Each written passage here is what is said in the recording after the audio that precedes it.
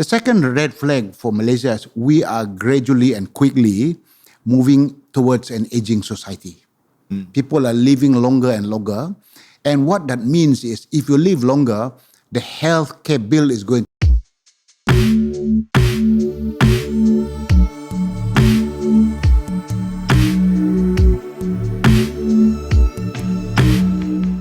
Welcome to the Game of Impossible podcast. My name is Leon and this is my dad, Idris Jala. We are a father and son podcast where we discuss all things transformation through the lens of business, leadership, sport, and faith.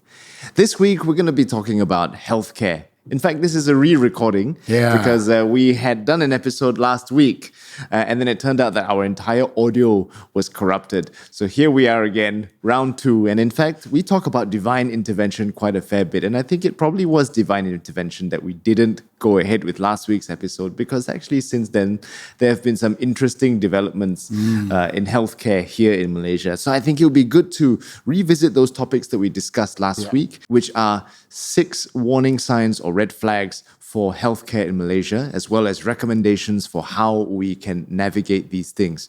But I think now, given the recent developments, I thought it might be interesting to also discuss those as well. Very, very timely. Dad, tell us what has been happening. Well, the latest was if you look at the newspapers last week, it was very clear that there were a lot of stories around the recent initiatives by the government. The first thing that the government did was to make it mandatory for all medical practitioners to display the price of medicines that they were going to sell in private hospitals and clinics. That's the first one. And the second one is it's a lot of discussions about co-payment. That means the holders of insurance policies, they have to pay a certain sum of money in addition to what's coming out from insurance to defray some of the costs associated. Right. So that has gone quite a lot of resistance. Yeah. The Malaysian Medical Association and the Federation of Private Medical Practitioners Association in Malaysia, both of them came out very loudly to resist this. Right. To be fair, they have said that they agree with it only on condition 2 things happen.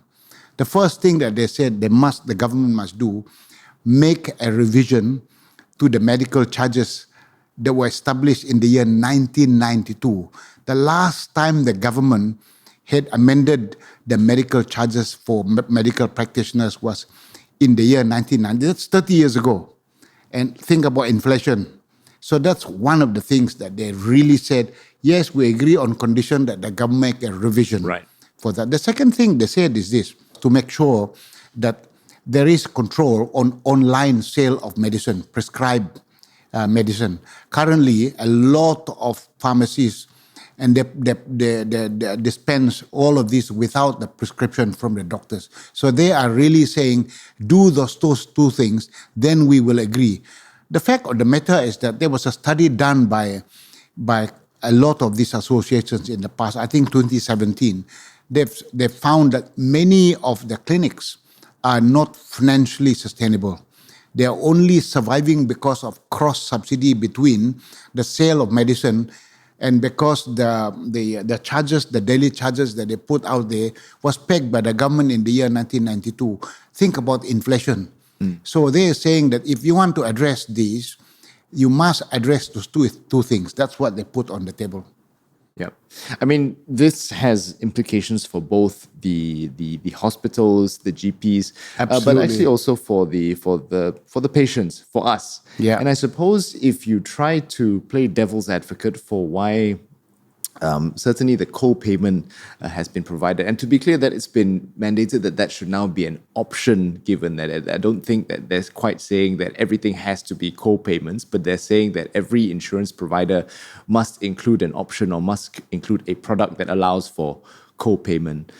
Obviously, the rationale for doing that is to lower the cost of insurance because insurance premiums are really, really expensive these days. So they're saying that by being able to offer a co-payment solution, whether it is there's 2 methods of it. There is co-payment by way of a co-insurance. So that just means that there is a fixed fixed percentage that you pay on your premium. So whatever it is, 5%, that's the fixed amount. Or you do a deductible and then the insurance provider covers the rest of it. And you're offered those two modalities. On the one hand, it is so-called beneficial to the customer to reduce the cost of insurance. But on the other hand, I think certainly that, for me at least, I would imagine that brings a bit of an administrative nightmare as well when it comes to the mechanics of getting and claiming your insurance. Let's now look overall. At the state of healthcare in Malaysia, but as well as I think just the state of our nation when it comes to health. We were looking at some key stats last week, and it's quite frightening actually, and quite worrying. 1 in 5 adults in Malaysia has diabetes. 3 in 10 Malaysians have hypertension. 4 in 10 Malaysians have high cholesterol. 1 in 2 Malaysians are overweight. 1 in 4 Malaysians are not physically active. And 4.8 million Malaysians aged 15 plus are smokers. Yeah. We're a big smoking nation.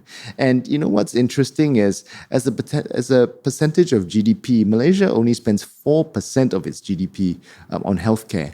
So when you look at those previous stats above, I mean, obviously, there's a great need for us to take healthcare seriously. There is but no doubt. There is a sense that we are not exactly taking it as seriously as perhaps other nations. You're absolutely right by pointing those data. This data tells you one thing, that we must focus on the main thing. So if you start talking about small things that don't address the main things that concern the country, then I think you're barking the wrong tree. So these are some of the main things. And I would say this I would say the red flag number 1 for Malaysian healthcare. And that is all of the data that you cited, they are called non-communicable diseases. Malaysia is one of the countries in the world that has a very high prevalence of non-communicable diseases. So that should become our red flag number 1. And that should be one of the things that we must address. Rather than address all the small stuff that irritates everybody, this is the main thing that needs to be done. To be very clear, when you cited 1 in 5 Malaysians have diabetes, that's the ones that diagnosed, Leon. But if you look at the ones that have not done any medical check, annual medical check, there is an estimate that is 1 in 3 Malaysians actually have diabetes, diagnosed or undiagnosed. So it's a serious problem. Yeah.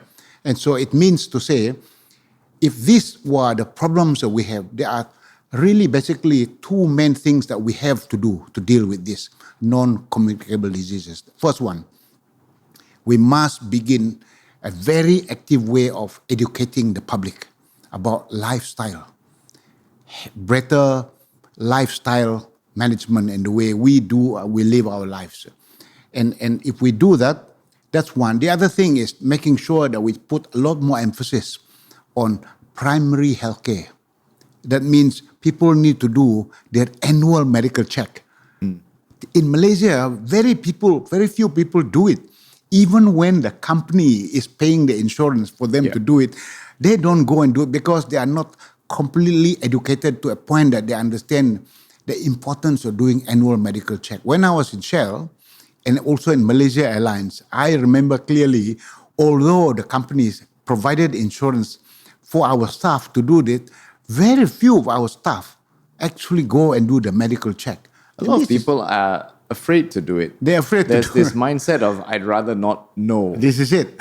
Now, when I looked at Malaysia's budget, this is a government budget, the government spent each year 6.8% of the government healthcare budget on preventive measures. That means annual medical check and all that stuff. Only 6.8%. You see, like the earlier stat on 4% of GDP is a little bit more justifiable. But to say that 6% only of the allocated budget is specifically for healthcare is on prevention. Yeah, and all of it is alarming. The lion's share is just on curative medical treatment. Yeah. The best practice recommendation from WHO is that you should make sure that there is shift in balance. At least 25 to 30% is on prevention. Yep. A lot of the Scandinavian countries have done that. So they put a lot more on prevention. Right. In the long run, it reduces the cost for the government because people change their lifestyle after they know they have diabetes. So this is a very, As very a comparison, important thing. what was the percentage? You were referencing Scandinavian countries, and I think it was Sweden that you drew Sweden, reference to. most of them, Finland, Sweden, and Denmark, all these countries, Scandinavia, something like they are 20%? 28% thereabout. They are very close to what we really regard as the best practice. We are nowhere near this. Huge disparity. I remember Kari Jamaluddin, KJ, when he was at the Harvard Ministerial Leadership Program. I was there. I'm a faculty member then. He was there.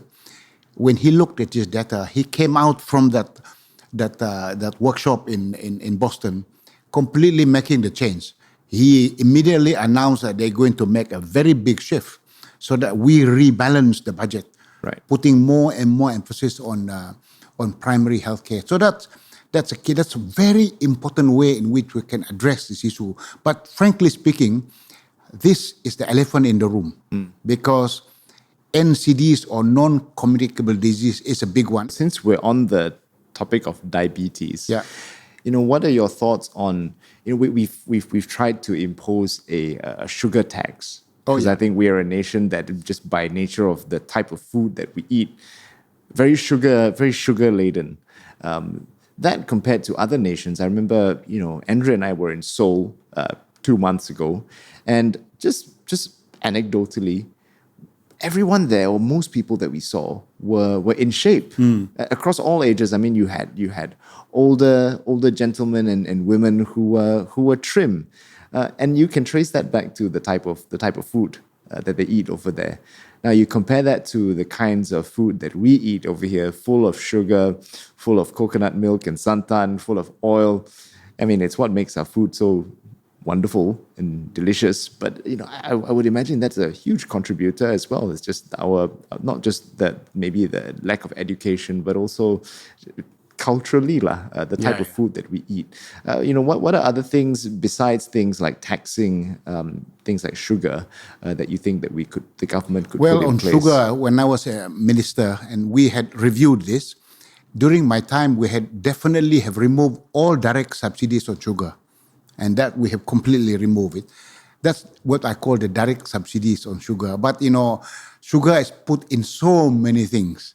We put sugar in so much in teh tarik and everything else that we do here. So therefore, yes, you can do all those things. You can tax it. But if you don't educate people enough, then people will continue to do it because they said there's no harm in taking this, I can just do it, live life normally. So education is absolutely key for making sure that people live a healthy lifestyle. More exercise that's needed. Right. So you can engineer the environment, but if you do not change the behavior, then no matter how much you try to engineer the environment, people will find a way around it. Exercise is a very important thing for the non-communicable diseases, and these are the things that are really critical for us. You mentioned smoking. Let's talk about is a big one. A few years ago, Malaysia's what they call prevalence of tobacco. The prevalence of tobacco is that at the time, some 7 years ago, we were 24% of Malaysians were smokers on one way or another. And the attempt was to reduce it so that by the year, few years down the road, we will get down to 15%. We have not been successful. The rate of reduction has been very, very marginal in the case of Malaysia.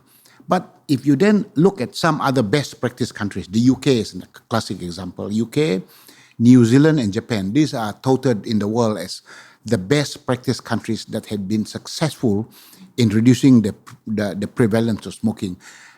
If you look at it, they have 3-pillar strategy that they're doing. In our case, we only have 2. Okay, what are the 3? The 3 pillars. The first one is, if you don't smoke, don't start. That's the first pillar. That means educating people to young when they're young that they do not pick up cigarette smoking or cigar smoking, all of that stuff. If you don't smoke, don't start. Second pillar is, if you are smoking, stop. And so again, you have to educate people and help them. And there are many ways you can help people to shift them to stop.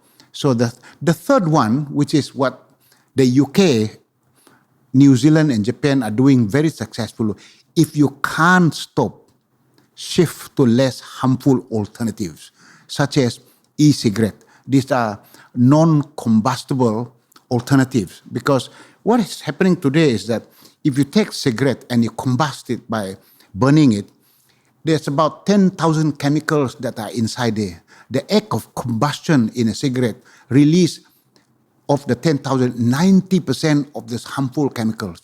But if you take a heated cigarette, that means e-cigarette, that means you don't combust, you don't burn it, this 90% of the harmful chemicals of the 10,000, they are eliminated. And that's why it is less harmful.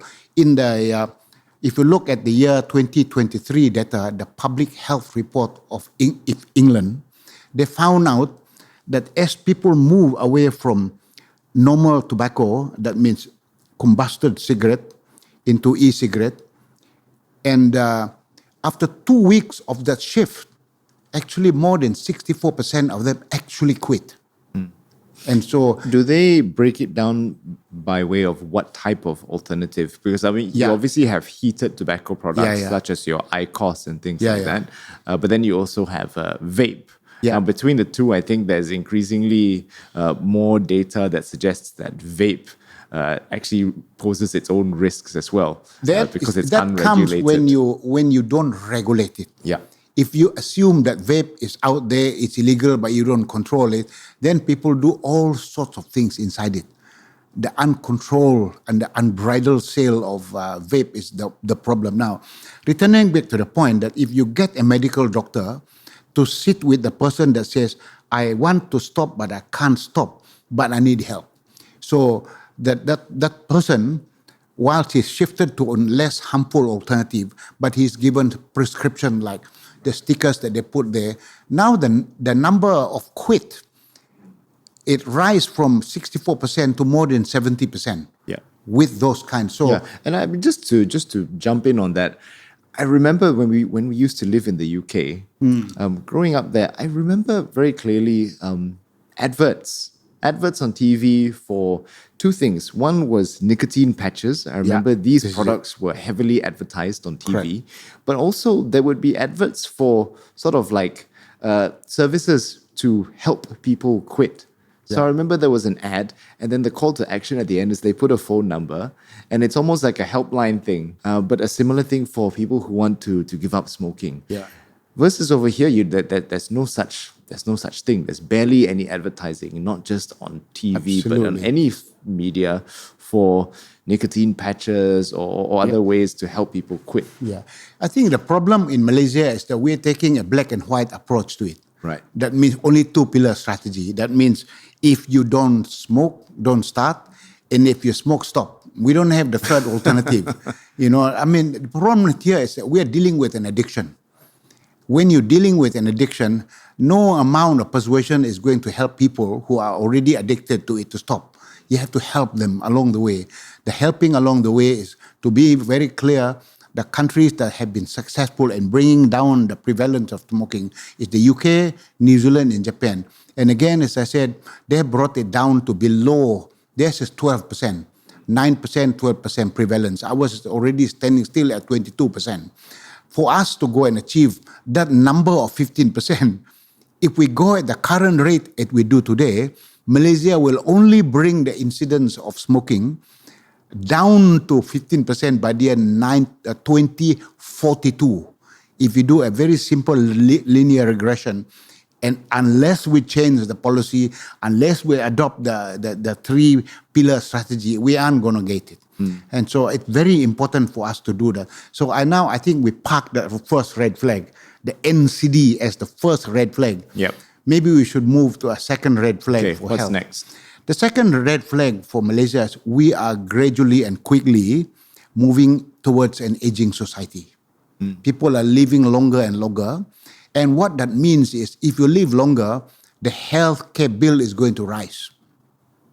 And I think our system in Malaysia is not equipped for dealing with seniors living. just to add some color to that, the Malaysia's population aged over 65 has increased from 5% in 2010 to 6.8% in 2020. And without doubt, if you look just across the causeway, Singapore has already reached a level that seniors living is absolutely needed. So in life, Leon, there are three phases that we go through. Later part in life, we call it the go phase. I'm still in the go phase. I can do many things. As I grow a little older, I then move into the slow go phase. I mean, I can't do too many things that I used to do rather actively.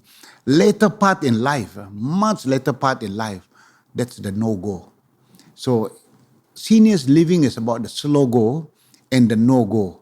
And there are all sorts of things that has to change in Malaysia. Our old folks' homes, a lot to be desired. The standard is, I would say, abysmal in some cases. And very mixed. Some are good. Majority are not really as good as we really require. And so that's why I'm co-chairman of Sunway. Jeffrey Chia, Tan Sri Jeffrey Chia, and I, a few years ago, we looked at this and we said, look, let's make something very different. So we have already built 472, we call it apartments, right on top of our hospital, so that people can rent them in the slow go and the no go phase. One press of a button, the doctor is in your room. That press of a button, the nurse is in your room. That press of the button, everything is there, right within the premise. And we have places for them to do all sorts of things like physical exercise, physios. They can walk down to the library. They can walk to the shopping mall. They can go down and enjoy the theme park. All these things are needed. But frankly speaking, there are a lot we need to do in this country to deal with this, because the trend is, without doubt, it is coming. So it's better that we address it right now before it's too late. That's why in the US, Obamacare is a very big deal, but it's heavily politicized. Barack Obama tried very hard to make some reform on the healthcare side before, including seniors living. But of course, they have lots of issues required, and they have not really been able to settle. In the UK, they're running into lots of this problem as well. Yeah, and on the topic of aging population and on kind of care for old folks, it's there are so many centers in other countries where, I mean, obviously you've got a range, right? So you have your kind of standard homes offering care, but you have some really high-end homes that almost seem like resorts. And I think if we had more and more of those on offer as well, I mean, I would imagine that I would probably tell my kids next time, don't bother looking after me, just send me to one of those. Well, because absolutely. I think if you do that well, then, I mean, if I put myself in the shoes of someone who is maybe in the slow go or the no-go phase, then I don't know, maybe that will change once I get there. But looking at it now, I would imagine that I would probably enjoy myself a little bit more if I was with other people in the same boat as well. Wouldn't it be nicer to have a community of friends who are going through the same things as you, rather than feeling like the odd one out in the family unit?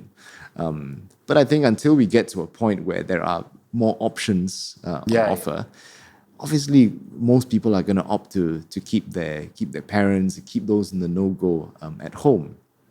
And now one could make the argument that surely is it not cheaper to do that, to keep them at home? But I think with that comes its own costs. You're right, Leon. You give options is the right thing to do. There's no one way to tackle this, because there are varieties of people. Some have money, some have less money than others. So their affordability is key. Some examples in some other countries, this is what they do. They build apartments or flats, etc., on top of medical facilities. So you could buy one apartment. When we buy it, so if you have the money to buy it and you buy it, and then but you lease it to the society, and then they will then use it. Right. So at the time when you reach the slow go or on the no go, you then say you move into that. So at the time you lease it out, and so do all sorts of models. And so there are many ways to do it, but really, to me, you have to find different types of categories. For the ones who don't have enough money, You have a different models that deal with them, etc., etc. All sorts of models. We don't have to reinvent the wheel. Look at the various models in other countries, but really get a team to really examine this. The third red flag is that the current healthcare system is just not financially sustainable. The way in which we do today, it is not going to last us. Okay, what's an example? An example, if you go to a government hospital, you pay RM1 for that visit to a doctor, that GP. Do you know when we paid that? 1982. It's ridiculous. It's ridiculous. We have not been able to make a change, not even putting a 1 cent on top of that. Obviously, that number, it just cannot look at the inflation, what it has moved since. And even the charges to the medical professional, all the doctors today, the price that they charge the patients is controlled by the government. The last time the government made a change, that was 1992, that's 30 years ago. That's why they're also struggling. So, frankly speaking, we have to make the adjustment in the charges. Today, the reason why the government does not have enough money to put for medical health care, because we're not collecting enough as well to pay for it. And so that's why the standard, the quality is deteriorated in the government hospital.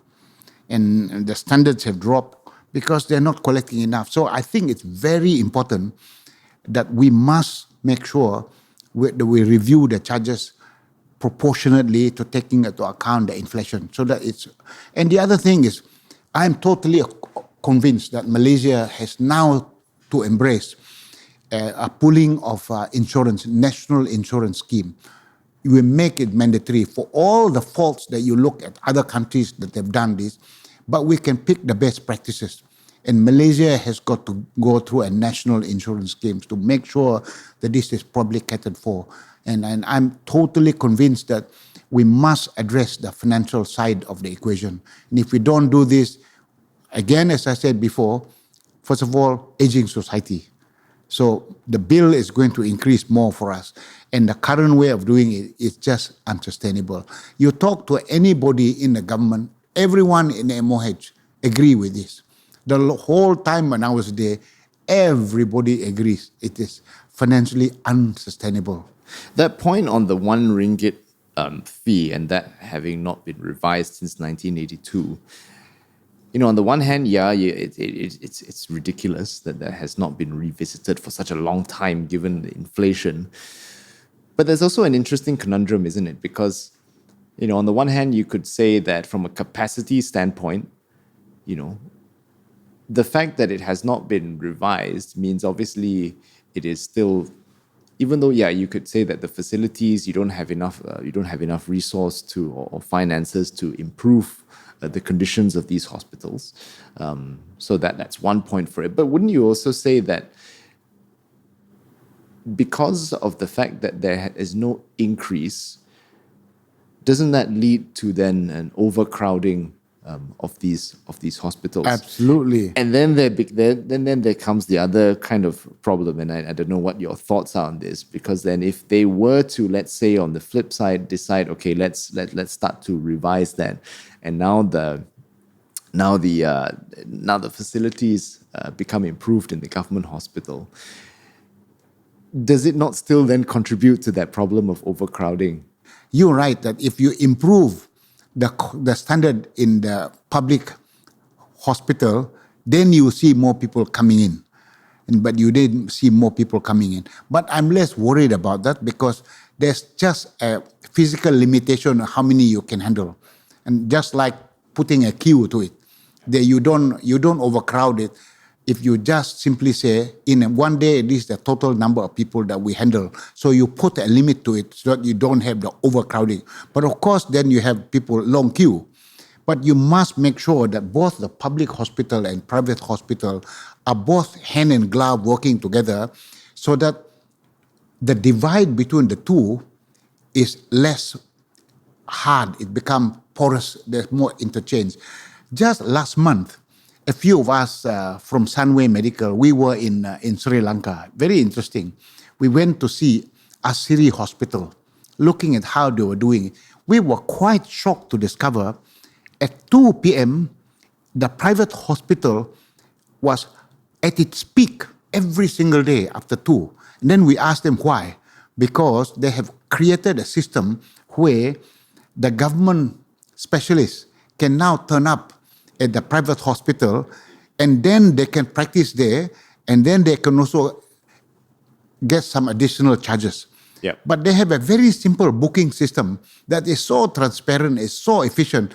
I looked at it, wow, I said, this country, I think they are one step or many steps ahead of Malaysia in making sure that there is a good cooperation between both the public and the private hospital, so that the use of the resources, the hospital, the personnel is properly done flexibly, that maximizes the optimum capacity. And that's a good example. Don't have to reinvent the wheel. Just have to make sure that we remove that such a hard and fast thing that separate the two today. Well, I think that's a good segue into then the next thing. Yeah. The next red flag, which takes us to the next recommendation, which is actually a need for us to digitize our healthcare system, right? Because I mean, what you just shared there as an example of optimizing, and it is essentially an example of efficiency in their system. In their case, then a good synergy between public and private healthcare. Now, in our case, I think it's quite surprising that in this day and age, every time I go to the hospital, there's still so much physical forms that one has to fill in. What's going on there? Without doubt, Malaysia will really have to improve on the digital side of medical healthcare. For example, if 20 years ago I went to Subang Medical for a particular treatment, I now go to Prince Court. The data is not transferred, so the doctor can't have access to that data. So because they have not been put in the computer system. So what we need to do is a massive process of migrating the physical data into a system. Even today, I mean, there's so many clinics that are not embracing this. In Sunway, we have really made it mandatory for all the doctors that are operating in all our hospitals that all the data is migrated. And even the physical data, we've also gone through a process of migrating this all data. But to be clear, we must allow for the patient, for example, you go to hospital, if you sign a document to say to all the hospital that you go to, that you provide the latitude for them to transfer your data, and all you need to do is sign that. Correct. It's just an opt-in. And that's an opt-in. And then once you start doing that, then the data is made available. Today, the data is just not made available. So the gold standard in doing this is actually Singapore in the world. The 92% integration. 92% integration. Because they have the data, they have integrated the data, both public and private, and across all hospitals there, they can now have all the data that's needed for them to deal with a possible endemic or pandemic, because they are now they can leverage AI, artificial intelligence, to do big data analysis, predictive data. That's what they're doing. So in the world, they are there, gold standard. Interestingly enough, China, as a big country, in terms of gold standard integrating data, they're ahead of even the USA. But for a small country like Singapore, I understand that they hold a standard. But to think that China is already ahead of the US in embracing this, such a huge population, is very impressive. So to my mind, Malaysia, we got to get down that path. We live in a world today that's so blessed with artificial intelligence but modern technology, but we have to embrace it in our healthcare system. No doubt in my mind, if you start doing this, before long, all you need to do is that if the data is made available, you can simply say, you hook onto the data and you call a specialist in America and etc. I want you to look at my data on CT scan, on my biopsy, and tell me what's the third and second opinion. Click a pay and you pay that guy. He can give you. Today, we can work beyond borders, but the data is the key. Once the data is available, it is so easy to do that. Then you're not even worried about getting a third opinion. The best doctor in a particular thing, you can get them to do it for you. What do you think the hesitation is then? People must sit down there and really have a good look at this. To my mind, we've covered many of the red flags. And I'll come back to, in my view, what the Minister of Health need to do and what the Ministry of Health need to do to quicken this. I had a look at the Pakatan Manifesto. They clearly had made promises on reform on healthcare. They clearly had also made promises under Madani government, but they really have to get down to do it. Don't look at the small stuff. Look at the big things, the red flag, and address them. But don't stay at the level of policy. The biggest fallacy of most government, they make the policies high-level policy and declare them. They haven't worked out the detail. Once you haven't worked out the detail, you run into the problem as you see today on the co-payment system, on the mandatory display of prices for medicine, and all the medical associations are jumping up and down because they're arguing about it. And also the Federation of Association of Private Practitioners, they're also jumping up and down. So there's almost a war between insurance companies today and also between them and the private hospital because they are arguing amongst themselves with regards to this. But there are simple ways how to do this. The next red flag is that there is no doubt that the public medical professionals are not properly remunerated in this country. The government doctors and the nurses, they are poorly paid compared to the private hospital.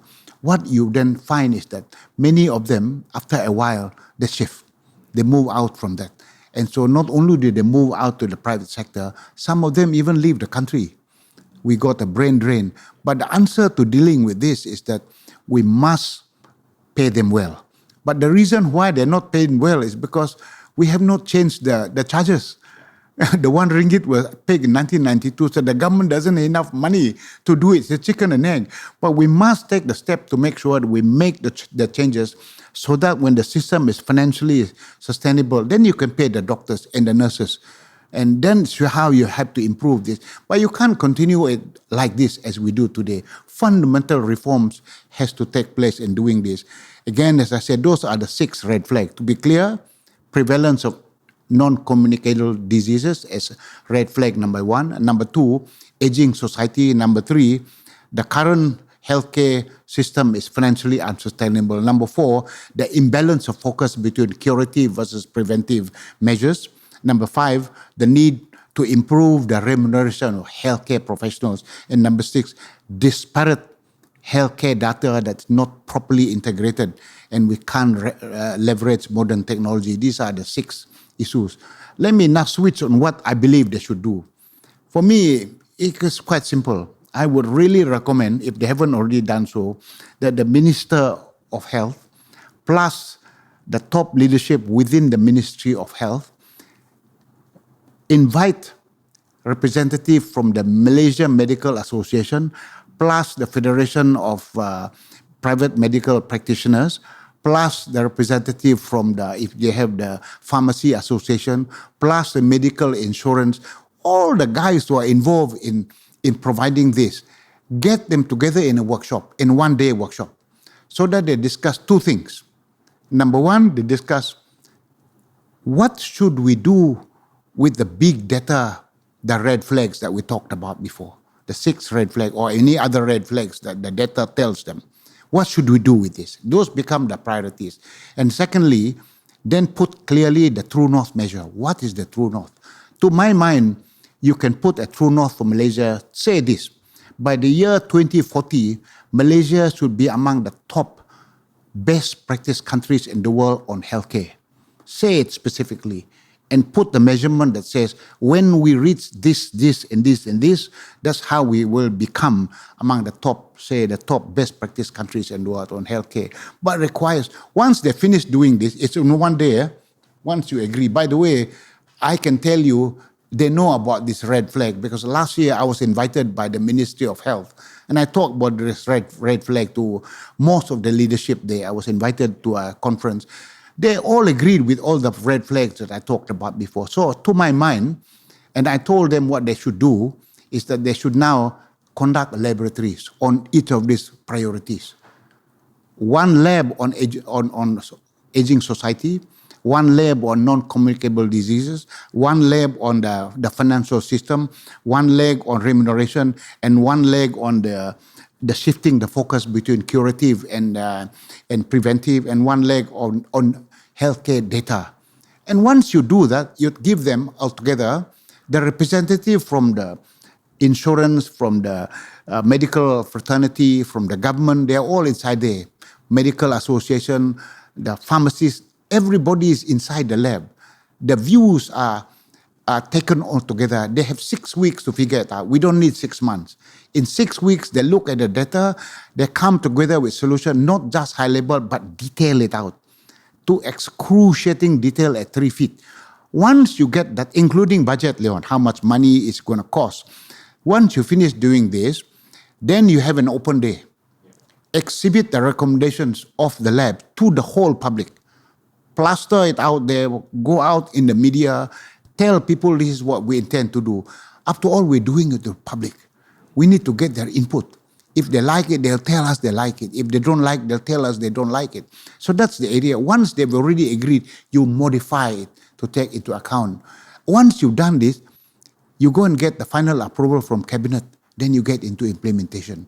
This is what I mean. Don't go and announce high-level strategy without the details, because you run into lots of problems. Right. I mean, like, details is one, but I think the beauty of doing this lab methodology that we exercise at PEMANDU Associates is the fact that you get both the public and the private sector involved. Together. So in this case, if you're talking about healthcare, then you get your GPs involved, you get your doctors, you get administrative staff of your hospitals, but you get your insurance companies as well. Yeah. So that once you have decided on what the initiatives are, you're not sort of doing what I think is currently being done, where here's an idea, here's a policy that we want to implement, but then now you're getting all of this pushback from your insurance companies, you're getting the pushback from the doctors and the GPs.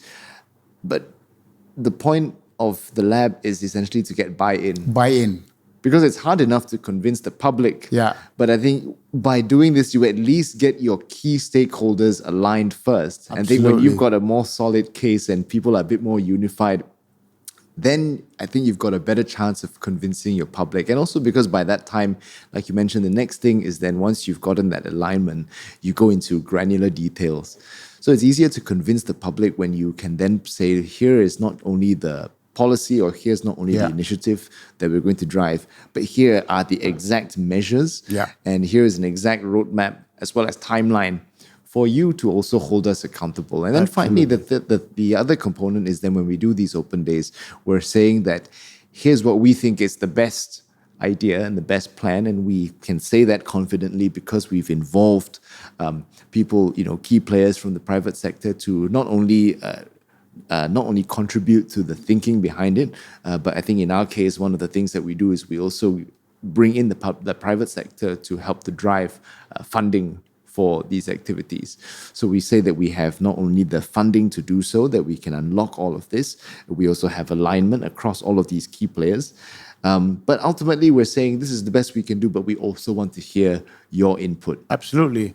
And I mean, it's just change management 101, isn't it? People will feel a lot more willing to buy into your vision if they feel like they have some agency into the things, or some involvement in the things that we are driving. I'm totally convinced it's not difficult to do. So really, timeline. You need 1 day of cabinet workshop, 6 weeks of labs concurrently dealing with the 6 red flags. The 6 weeks, you don't need 6 months. And 1 day or 2 days of open day. And then the following day, you get cabinet approval. And then you get into implementation. The beauty of details is this. When you get to implementation, we had one of our earlier episode, we talked about implementation. 3 things that needs to be done every week. Everyone whose names is listed in the operational detail for implementation must do it relentlessly. The D. Then monitor continuously. Every week, you must have a dashboard. Who has done it? Who hasn't done it? The traffic light will show those who haven't done it. Those who are red color, that mean they haven't done it. Those who are amber for that week, they then move into the S. It's called solving problem recursively. Every week, there must be problem solving. Because implementation, without problem solving, it ain't going to work. So that's why there must be relentless approach in implementation to do this. To cut a long story short, I am of the view that 90% of countries in the world have beautiful plans, but they fail in the implementation because two things. One, the strategy that's beautiful is high level. They haven't operationalized it down to 3 feet. Because they haven't operationalized it to 3 feet, there are all sorts of arguments about how is this going to work. Is it mandatory? Is it optional? At what level of detail? Even if you want to put co-payment system, how much is the co-payment? Is it 2% of the total cost, 83%? That detail need to be worked out. And if you haven't worked that out, you run into a problem in implementation. So all the detail need to be worked out. So that's one. Second problem is you don't do the DMS. You don't have a system of tracking them on a weekly basis. You don't have a problem solving. The problem solving is key. And when I say problem solving, there must be an automatic escalation. If a person who's supposed to do it, that person fail in doing it, 2 weeks later, it will have to be escalated to his or her boss. In this case, in Malaysia, it would be escalated to the department head. If the department head cannot resolve it, it will be brought up to the director general or the permanent secretary for resolution. Within 2 weeks, if they can't resolve it, it goes to the minister. If the minister cannot resolve in 2 weeks, it goes directly to the prime minister. That automatic escalation ensures that nobody can put the problem under the carpet because they must be resolved, because there's automatic escalation if it's not to be resolved. This, to my mind, is a critical way to make sure that we succeed in making sure that we implement on the blueprint in the roadmap in a way that's effective. That's why, when I talk to people about the nature of consulting that we do, a lot of people would say, that means that you guys must be very sophisticated planners. And I often joke to say, I don't think we're particularly sophisticated.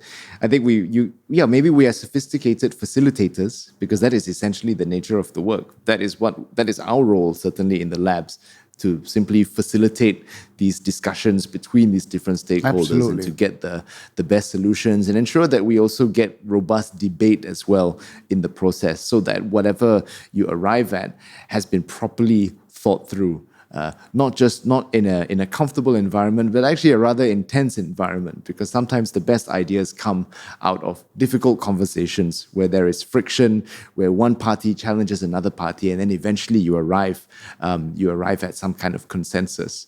So I would say that we are good facilitators. Yeah. And I think that is the way that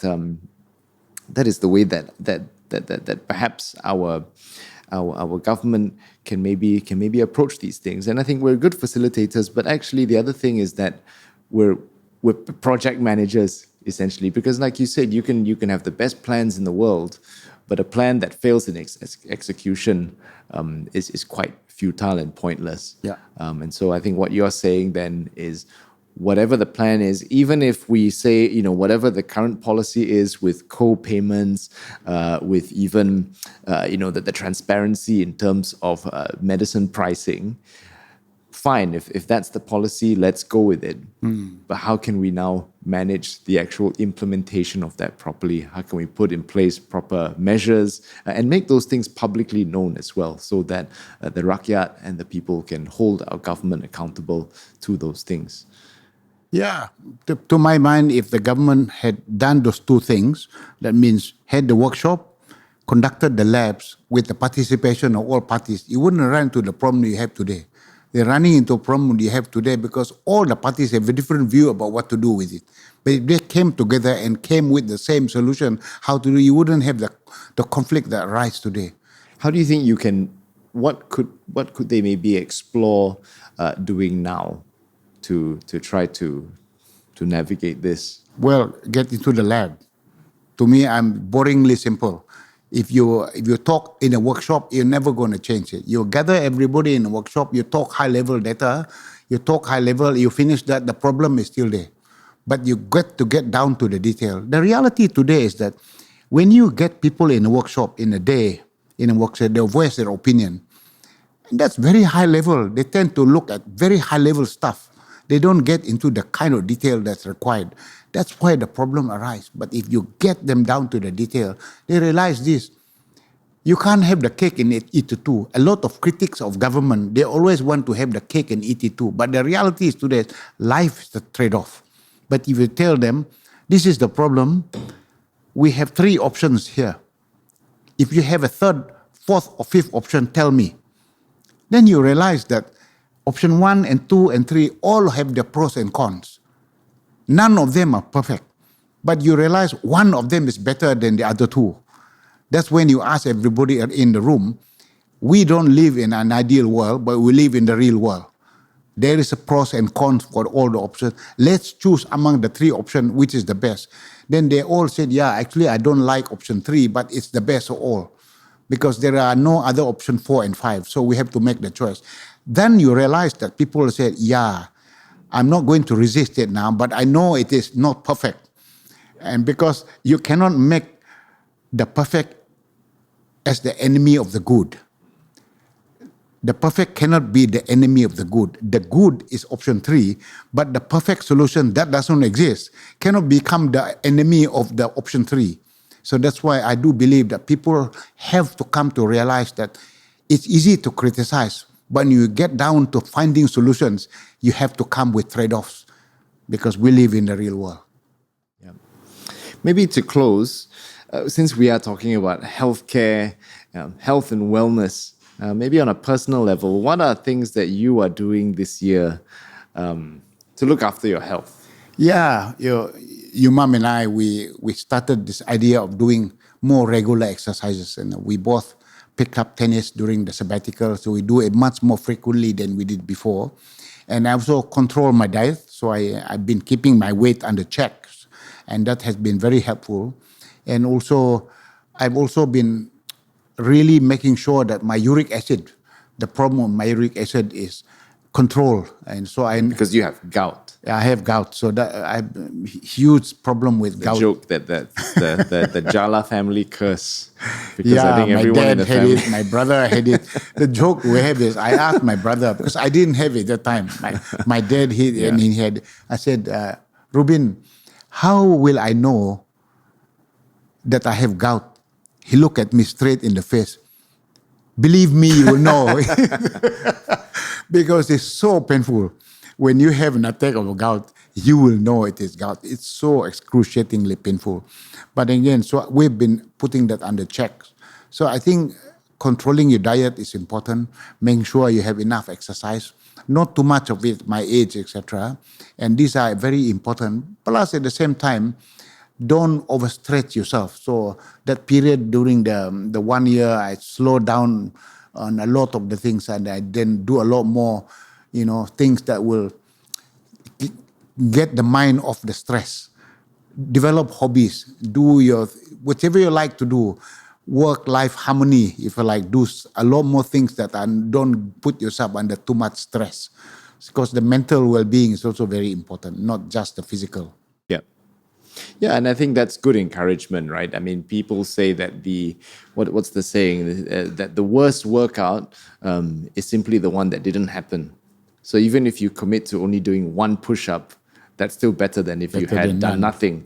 So if anyone is thinking about starting some kind of fitness routine, maybe you can start right now by committing to 1 push-up or committing to 10 steps and see where that takes you. I think that's a good place to end today's episode. Thank you all for listening to yet another episode of The Game of Impossible. If you liked these conversations and if it's your first time listening, we encourage you to subscribe to our YouTube as well as Spotify. We also upload short form content on both our IG and TikTok at The Game of Impossible. And of course, our episodes are up every single week on a Friday at 6 a.m. So thank you all for listening, and we'll see you again next week.